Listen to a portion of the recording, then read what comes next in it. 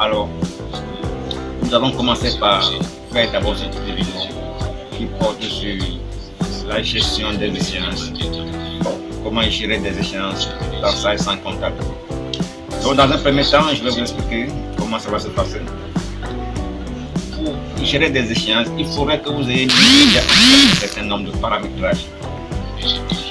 Donc, vous avez créé les modèles de règlement. Avant de créer des modèles de règlement, vous devez passer déjà par l'onglet, par le menu fichier. Donc, sur le lien à propos, vous devez définir les types de règlement, ce qu'on appelle les modes de règlement. Donc, les règlements peuvent être faits par chèque, en espèces, par virement, par l'échange, ainsi de suite. Donc, là-bas, c'est là qu'on définit ça au niveau de l'onglet options. Une fois que vous avez fait ça là-bas, maintenant vous venez dans l'onglet structure, donc c'est là pratiquement la quasi-totalité des éléments qui permettent de faire ça pour le fichier comptable de fonctionner sont créés. Donc c'est dans le menu structure, donc vous allez voir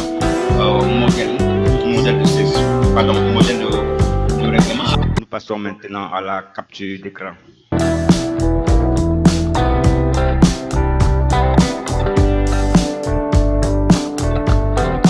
C'est-à-dire comment paramétrer les modes de règlement et les modèles de règlement et comment ça fonctionne avec la sans comptabilité.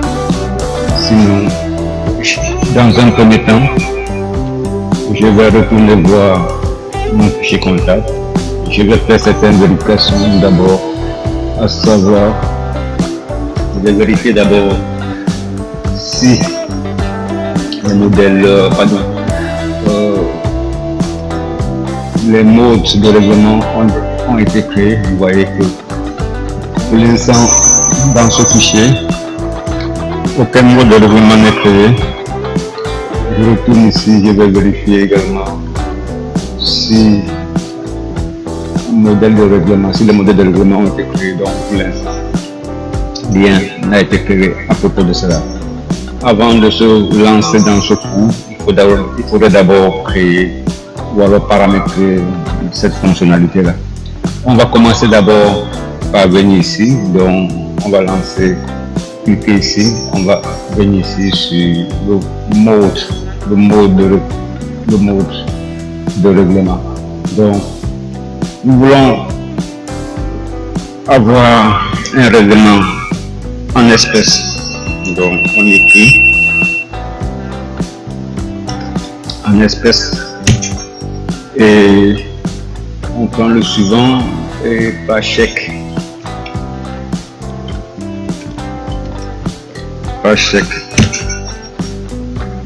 Bon, ça y est,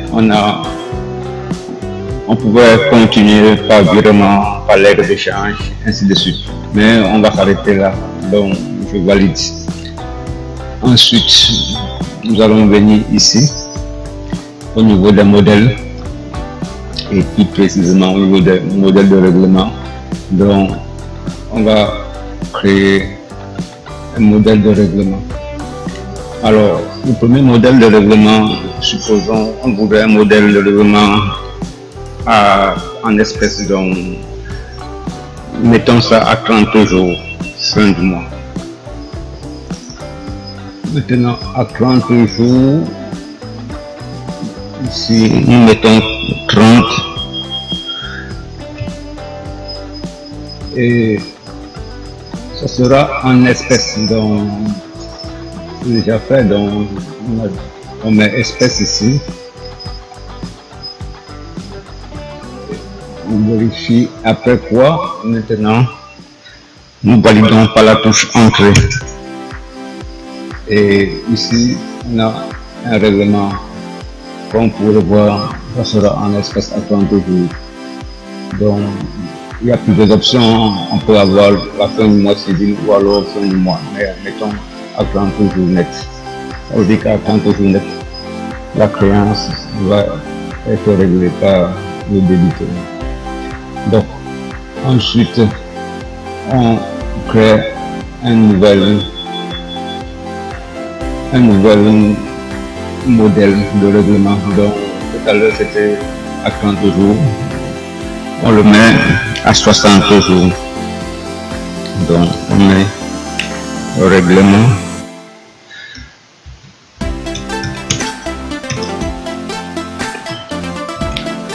À 60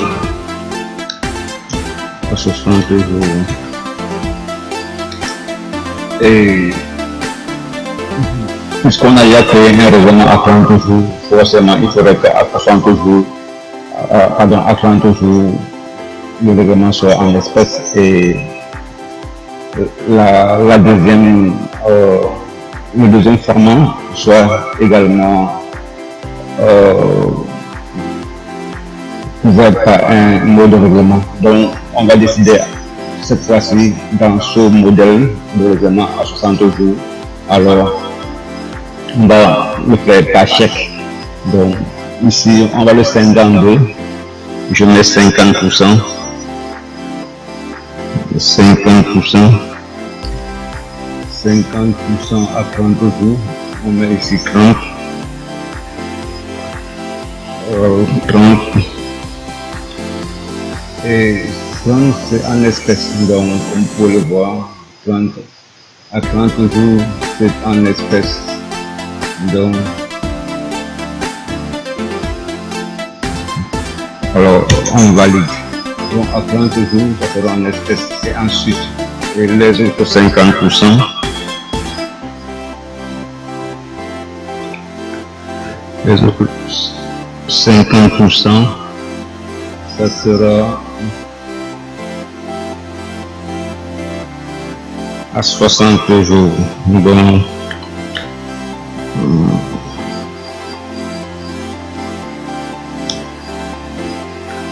le autre pourcent, ce sera à 60 jours. Alors, ce sera par chèque. Donc, on choisit chèque. On le met là et on valide par la touche entrée. Donc, dans le deuxième mode de règlement que nous venons de créer, on a d'abord à 30 jours. Ce mode a été scindé en pourcentage. Donc, on a 30 jours. Ça sera en espèces et les autres. Pardon, à 30 jours, c'est pour les 50% et les autres 50% seront pour 30 jours supplémentaires, donc à 60 jours, ce qui sera réglé par chèque. Après quoi, nous, on peut valider. Donc, comme vous pouvez voir, nous, on vient de mettre en place nos modèles de règlement. Comme vous pouvez le voir, sur celui-là, c'est scindé en deux parties, donc il y a à 50-50. Alors, donc, on peut fermer. Maintenant, nous avons mis en place nos modèles de règlement et tout, et nos modes de règlement. Il convient maintenant de les affecter à chaque tiers. Donc, on va aller sur le plan tiers, on va ouvrir notre plan tiers. Je vais affecter, on va prendre le tiers, un tiers par exemple, Torino. Donc, par un double cliquet, je clique là et j'affecte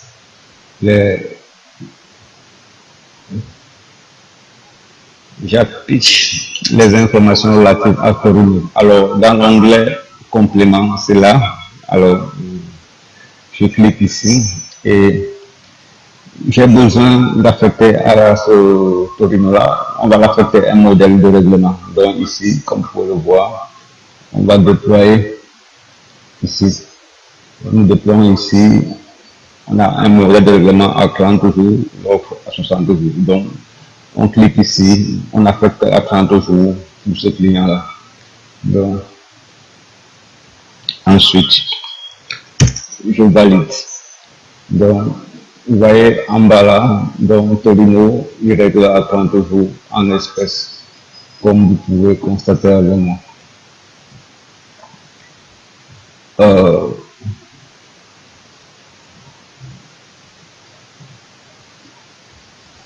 Je prends un autre client que je veux l'affecter un modèle, donc je prends peut-être celui-ci, ce client-là, Casano, donc non pas Casano, on prend celui-ci. Alors, on va l'affecter un modèle ici, donc le deuxième, donc on clique ici, on le met à 62 jours. Et après, on valide.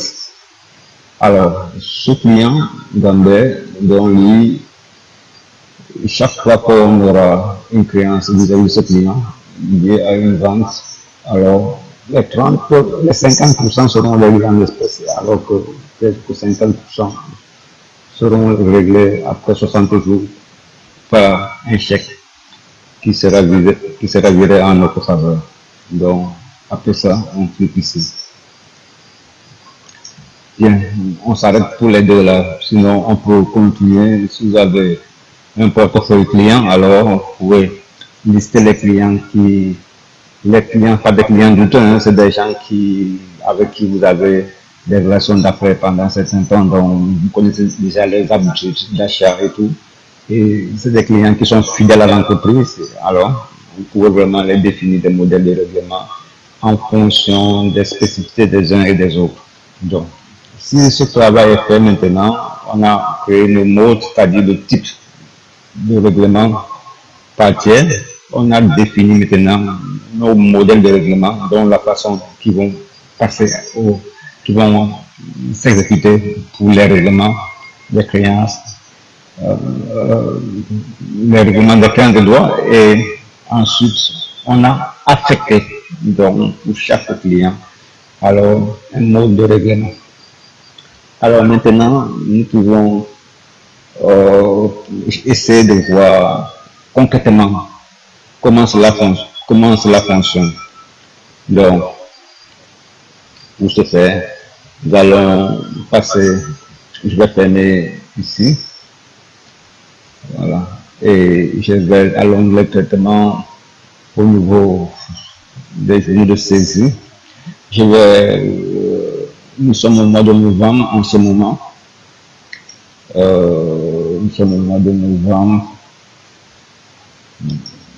Donc, on prend novembre. D'abord pour les ventes,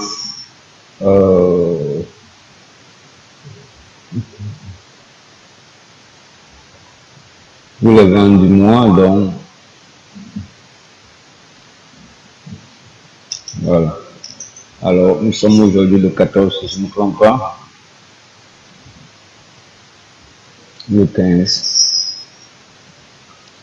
Donc, ici même, nous, on peut appeler un modèle de saisie directement ici. Donc, j'appelle le modèle de saisie que je valide. Alors, je ne peux que remplir ici. Supposons que le client, c'est une facture de 3 350 000. Nous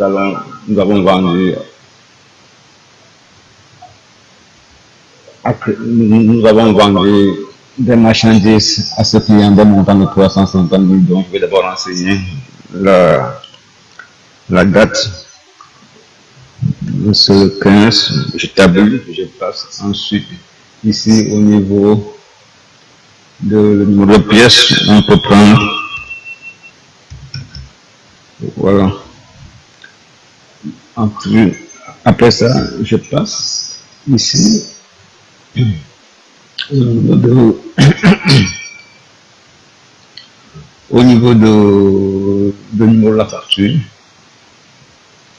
Alors, on peut prendre facture, vente, 00, voilà. Après, on tabule ici maintenant, au niveau de la référence, on peut prendre FVT 00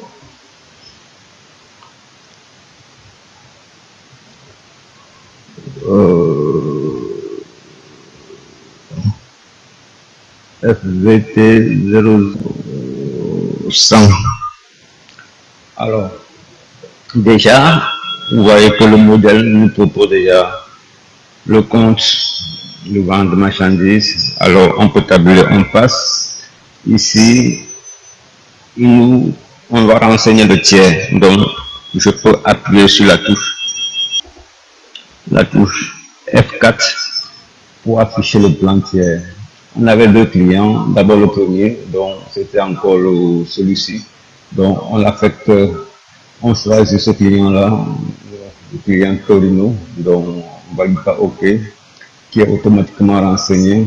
La vente, numéro facture maintenant. Ça, le numéro de la facture, j'aurais dû copier parce que j'aurais besoin de ça à chaque fois. Donc je vais passer faire la copie ici.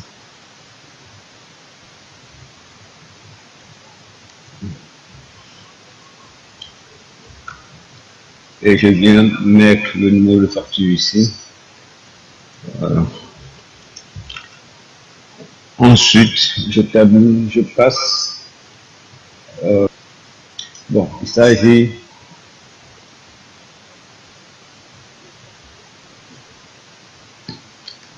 nous devons renseigner la date d'échéance, je crois.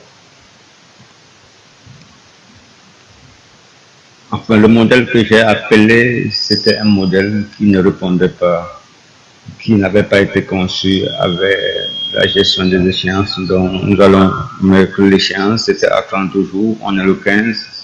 Donc, mettons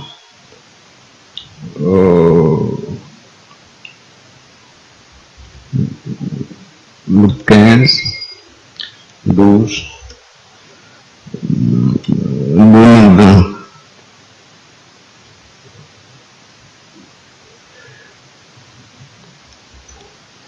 Donc, je passe 3 350. Voilà. Ça passe. Notre vente a déjà été équilibrée. La TVA est de 603 000, comme vous pouvez le voir. La TVA est de 603 000. Alors, on est toujours dans le même mois. On va choisir l'autre client. C'est encore quel client? Attendez, j'ai oublié quel client. Je l'avais affecté le modèle. Donc, je vais ici pour voir le plan tiers. C'était Gambert, je crois. Je veux voir quel modèle est bon. Oui, c'était Gambert, c'était à 50-50. Donc, cette fois-ci, on va passer une autre écriture.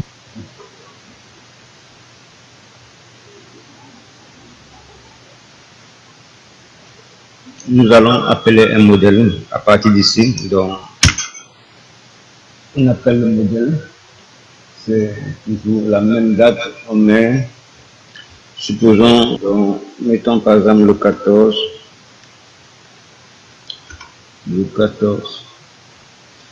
Ensuite, on passe ici, numéro de pièce. Donc, on prend un numéro de pièce au hasard.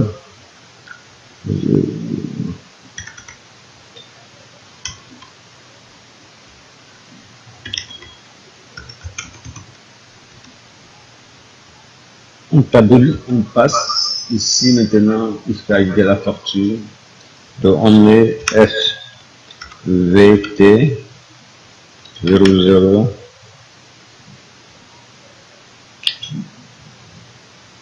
non pas VT 00, on met GR et avec ici je vais mettre un underscore. Il s'agit, disons, nous vendons à une série en Europe des goûts.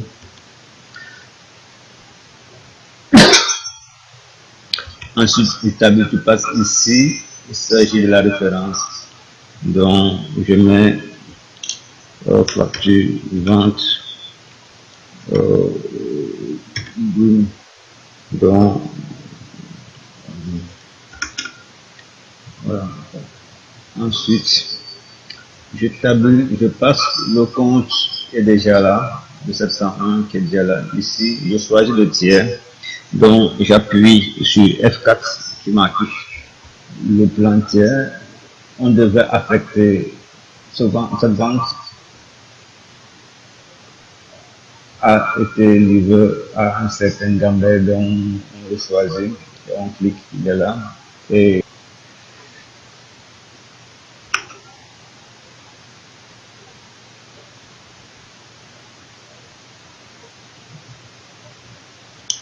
je copie le numéro de facture et je le colle ici. Ensuite, je peux tabler.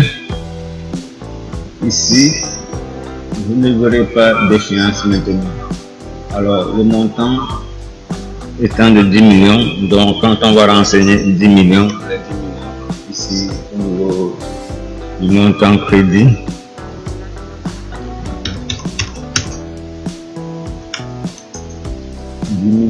donc, alors, voilà comment ça va se passer.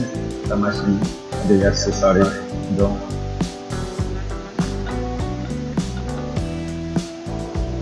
je valide.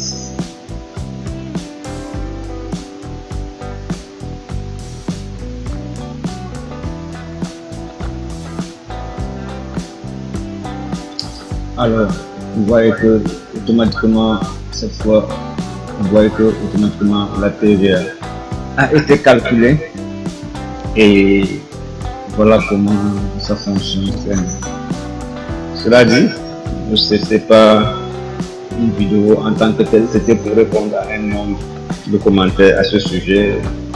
J'ai reçu des commentaires à ce sujet, des gens qui me demandent comment ils peuvent gérer les échéanciers dans Sage Comptabilité. Ce n'est pas seulement Sage Comptabilité, pratiquement tous les logiciels, par exemple Ciel Compta et EBP que je connais bien sont capables de faire la même chose. Ainsi dit, nous arrivons au thème de notre petite vidéo tuto.